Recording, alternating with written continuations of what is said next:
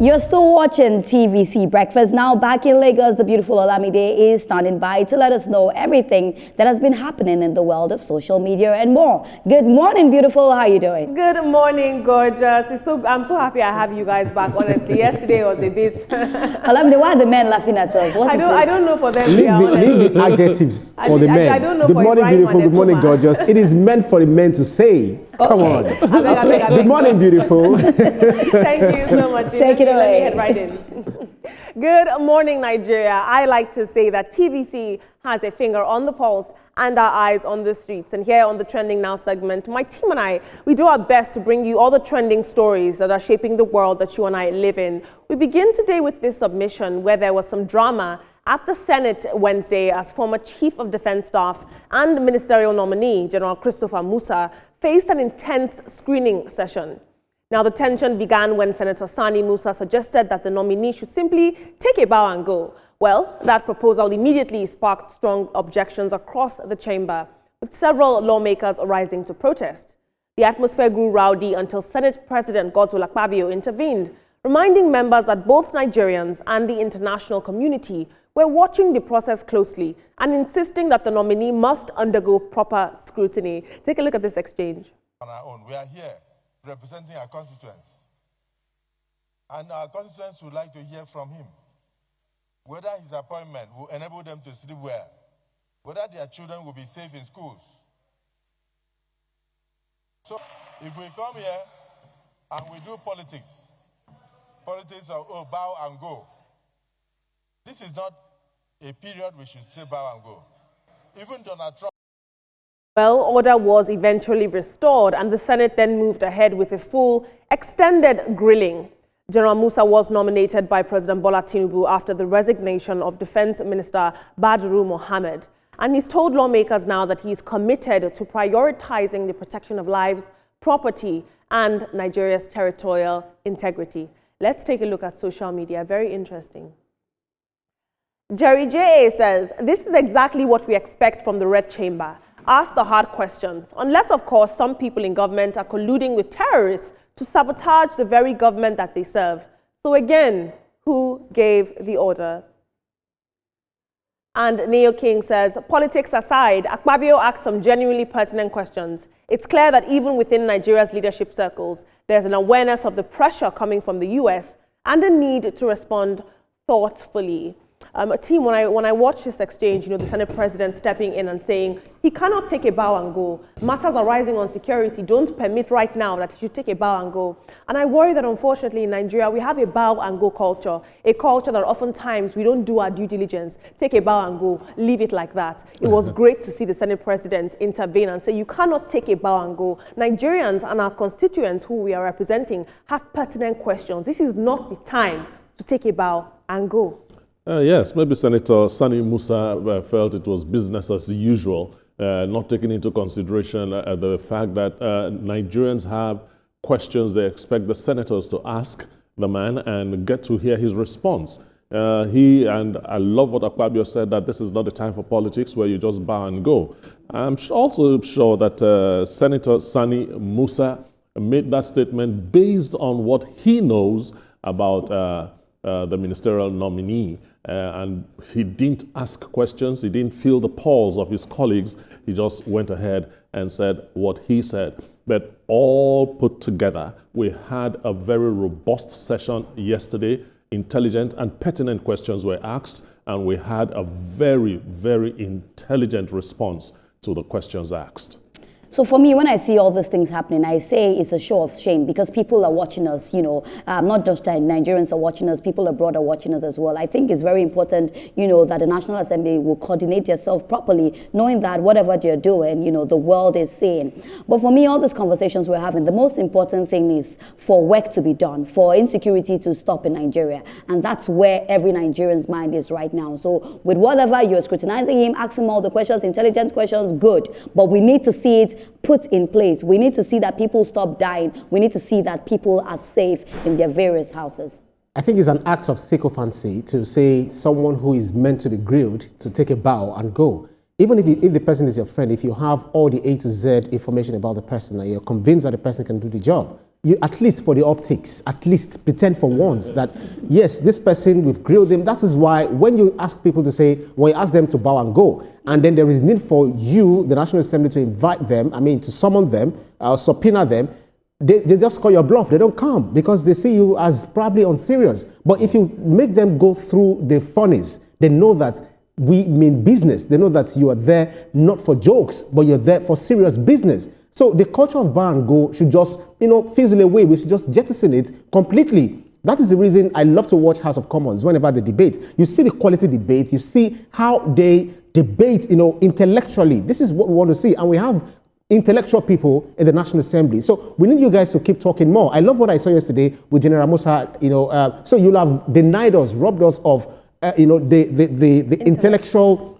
what's it called? Stimulation. Yes, exactly, of General Musa. So we all know that, yes, this is what we expect. So if we had allowed him to just go, we wouldn't even be able to say this is how Ibrahim, just to add to what you're saying, he also made really bold statements that we can hold him to. So it's another good thing that he got to speak. So if those things he said are not put in place, then we can now say, Augusta, exactly, you made these promises. Hold Absolutely. I think this exchange overall is just a reminder that our leaders are in a social contract with us. They are a voice when we are not in the chambers. Yeah. And people cannot simply take a bow and go in any facet of society. But I've got to take a bow and go now. So moving on to some other news on social media, where a young woman has taken to social media, breaking down in tears after operatives of the Department of State Services reportedly tracked and arrested her father, mistakenly labeling him a terrorist. Now, according to the family, the SIM card that the man recently purchased had been previously linked to an individual on the terrorism watch list. The mobile network operators later reassigned the number to him, but the old data was never cleared from the system. The mix-up, of course, triggered a security alert, leading to this man's arrest. His family is now calling for a thorough investigation to clear his name and to prevent similar wrongful arrests linked to recycled SIM numbers. Very sad. This young lady, I had to take her story honestly. It's very moving, the dangers of this SIM reallocation. Let's take a look at social media. Good day, everyone. Please, this is me just appealing to the DSS in Ekiti to let us know what exactly the issue is. So this matter has been 3 days now. On Monday, I got a call that my dad has been arrested by DSS. And they came from Lagos to pick him in Ekiti. So they are in Ekiti presently. So the matter that they told me happened is SIM issue. And the SIM is what he bought in Lagos here when he came to see me. He bought the SIM in Lagos. Let's take a look at some social commentary on this issue. Let's see what you had to say. La says, Omo, this is really unfortunate. Hopefully they'll get to the root of the matter and let the innocent go free. And the royal priesthood says, the same tracker in their hands will become dysfunctional when the real terrorists are there to detect and fish out. May God have mercy. Team, we're seeing play out in real time the dangers of SIM reallocation. I don't believe that abroad, anywhere you go, you can go and say, I want to use somebody else's number. Numbers are part of our digital imprint. They are part of our digital identity. To share numbers and reallocate numbers, we're seeing now has a very, very serious implication. This man has been arrested and labeled a terrorist because he owns a SIM of somebody who has used the number before him. What can be done to really safeguard us? This is being penny wise, pound foolish by the network operators. If I am that man that was arrested, once my name is cleared, I will sue that network operator for everything they have in Nigeria. It is annoying. You want to reallocate a number to me and you did not clear the history of that number. It is your duty to do that, not me. Okay, but the thing is that we need to not mix it up. Are we sure that, he didn't go to try to purchase a SIM that was already registered? These are conversations that we need to speak about, because I told you, Olamide, when I came to Nigeria first, because I don't have a Nigerian passport, I couldn't get a name to get a SIM. And at that point, they were asking to give, I was going to buy an already registered SIM until someone called me and told me that, Ria, you don't know the person that registered it. If anything happens, they'll take you. So it's a two-way thing. A lot of people go out and just buy already registered SIMs, and these are the repercussions. So we also need to look at it in in that angle. Reassigned SIMs Yeah. have been registered. Okay? For one reason or the other, it stayed dormant for a period of time, and the network operators took the number over. Yeah. It is their duty to have cleared every data associated with that number Absolutely. before allowing that number to go to the market. Yeah. So anyhow you look at it, the network operator is culpable here. And look, but if this man gets free, somebody should tell him. But Olamide, I also just want to use this opportunity to tell people that it's not right to buy a SIM that is already registered. You as well need to do your due diligence. Let's say, the network did not do their due diligence. You as well, what did you do? So let's just look at it from that angle. We need to still protect ourselves. You may not be able to know what history that particular number had, before you buy it. Both of you are actually right. Etoma, you're right. Ria, you're right. Because there are some people that will be like, I do not want to go through the stress of, registering new SIM. And some of those companies or outlets that register people with new SIMs, they use other people's maybe number or face or anything. That's why some people will tell you, if you're going to do any registration, make sure you check it. You check all the details, you check all the information, because sometimes some people want to upgrade their SIM and they'll be seeing another person's picture on their own SIM. So you have to check before they submit. Don't leave everything to them, because some of these people they are just slipshod and they don't pay attention to what they do. So we hope proper investigation is done. Absolutely. Our network providers would do well to remember that they owe us a duty of care. Negligence could cost us our lives, and as we're seeing now, our freedom. Thank you so much. Moving on, still in the world of social media, a social media user has ignited fresh debate about the state of Nigeria's airports after secretly filming what he described as deplorable conditions at the Lagos International Airport. In the video that is being widely circulated online, the man highlighted broken air conditioners, poor washroom facilities, and the absence of Wi-Fi, issues that many travelers say they have complained about for years. Have a look. I will try my best to compare between Ghana and Nigeria airports. I'm inside Kotoka International Airport, going back to my beautiful country, Qatar, and this airport is something else. This video is going to be a bit sensitive. We are going to start with Kotoka International Airport, Accra. The airport is super nice and there is freedom of recording. You will find shops which are selling traditional clothes. To be specific, they have everything. You can compare Kotoka International Airport with Jomo Kenyatta International Airport. There is no difference. Talking about the boarding gates, it's super amazing with big screens. They have a specific place to charge your phone, which you only need fingerprint. To Nigeria, this is the most sensitive one. To be honest, the airport is empty and scary. The airport is a bit disorganized, and if they see you recording, you're going to be... Now, unfortunately, because due to a lack of time, we couldn't play that video, but the part I wanted to show was the deplorable conditions he's alleging of the Lagos airport. Well, he compared the footage of Accra's Kotoka International Airport, as you saw, praising Kotoka for its modern design, clean terminals, and what he called a 10 years ahead travel experience, comparing it to Lagos International Airport. Of course, this drew a lot of mixed reactions online. Many Nigerians are agreeing with him. They say that the Lagos airport does need urgent upgrades. Let's take a look at social media. Okbeya says, I understand that people who do not want to change their bad habits often try to shut down constructive criticism, sometimes even resorting to name-calling. As citizens, that's exactly how we feel about the airport and its staff. The pre-boarding waiting area feels like a dark, outdated dungeon with worn-out facilities and rust everywhere. On top of that, the staff can be rude and insist on rechecking handbags and luggage, even after we've already gone through the standard security procedures. I believe in here there's a tweet from the Minister of Aviation, Festus Keyamo, who responded. He says, from here you will think the authorities will get staff trained to be better. Nah, lie, oh. They will pay influencers to push different narratives and everything remains the same or even worse.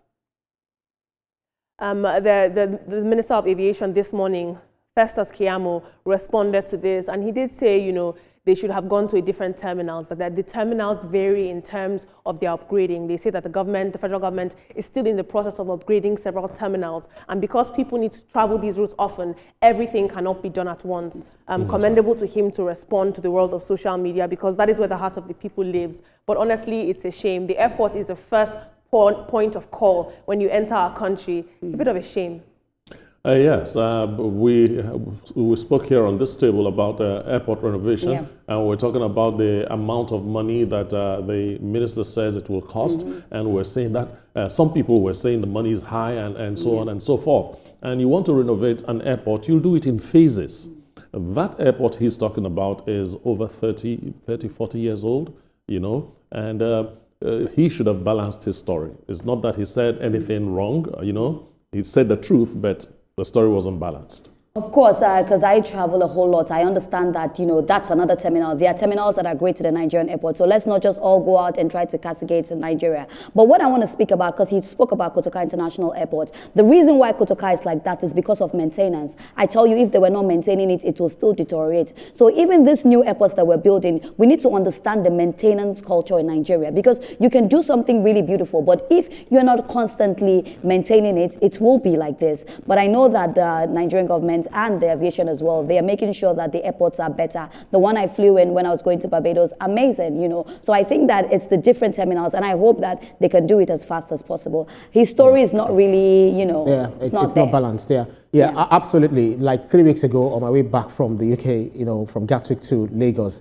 it was more like I was within the border control, and then they took off the lights, and I was like, what's going on? So I just hung there without being able to move forward or backward. But it is interesting and refreshing to know that the Tinubu administration 4 months ago budgeted 712 billion naira to rehabilitate, to, you know, make sure that the Nigerian airports, especially Lagos airports, Terminal 1, you know, is well upgraded, and it's going to last for 24 months. So 4 months is gone now, and they are working on it. 900 billion naira is also allocated altogether, you know, for the entire airports, international airports, you know, within the country. So let's give them 20 more months, and then we'll see what beauty is going to come. The airport is essentially the secretary of any country. It's the first place you see the smiling face, the beauty. It's important that it looks the part. Thank you so much for your input, team.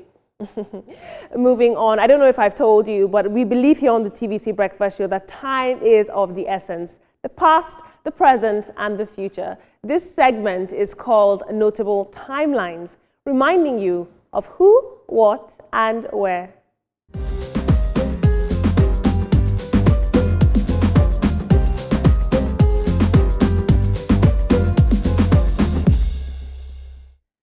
The Minister of Works, David Umahi, has reunited with his primary school classmates in a viral video 49 years after they graduated from Umunaga Community School in Uburu, Ebonyi State. Photos shared by his aide, Francis Nwaze, show members of the class of 1976 coming together for an emotional reunion. And many of them hadn't seen one another since leaving school nearly 5 decades ago. The event brought back childhood memories, a lot of laughter, and reflections on how far each person has come. What began as childhood friendship has now grown into a gathering of men and women with stories of survival, progress, and of course, life's unexpected journeys. Now, for David Umahi, who has risen from those humble beginnings at that school to now become an engineer, businessman, and governor, and now a minister, it of course was a moment of homecoming. The reunion also served as a reminder of shared history, endurance, and the lasting bonds that are often formed in childhood. This is beautiful to watch. We all come from somewhere, and we must remember our roots and the people that helped shape us to become who we are. But before I hand over to my very capable team, I'd love you all to please chime in on this segment with the hashtag trending now on any social media platform, or with the tag Notable Timelines. If you want to remind me about a person, place, or event. Our team, I love a good reunion. You know, we are nothing without the communities and the people that shaped us. Yes. And it is therapeutic to link with people you've not seen for a long time. So these reunions are not only emotional, they are also therapeutic. We should do more of that. Maybe after the program, I'll call one of my friends I've not spoken with for like 25 years. Oh, that's so beautiful. You know, I love it. I love to see. I feel like sometimes we do not understand the importance of togetherness. You know, there's this unity, you know, when we stand together, and just look at the fact that he's not seen them for over 40 years and he's now being with them again. But what I'll say about all these reunions, let everybody be rich, let everybody be doing well, because sometimes, I'm not going to go there, but hey, I'm sure he's a big man now, so he'll sort out his people. Yes. Well, that doesn't mean that people that are there are not well to do. Everyone is, you know, doing well in their own right. I should be attending, you know, 2 of my reunions, you know, this December. One for the tertiary class and the other one for the secondary class. So it's so beautiful when you see your colleagues again, you know, after several years. And I say, David Mai is a big man now. So as Ria said, so many people will be like, yes. Have you forgotten that I used to we're Africans, please. We're Africans. You know, Olamide, there's some reunions that they'll call you, they'll say it's in South Africa, you don't even have money to go. But anyway, that's all we have for you this morning. Thank you so much, Olamide, for those fantastic stories. Now, let's let you know that the views and reactions of our resource persons are theirs and have no connection whatsoever with TVC. Up next is Your View with the Beautiful Ladies. And just after that, This Morning with Yori Folarin. We'll see you tomorrow, bright and early. Good morning, Nigeria.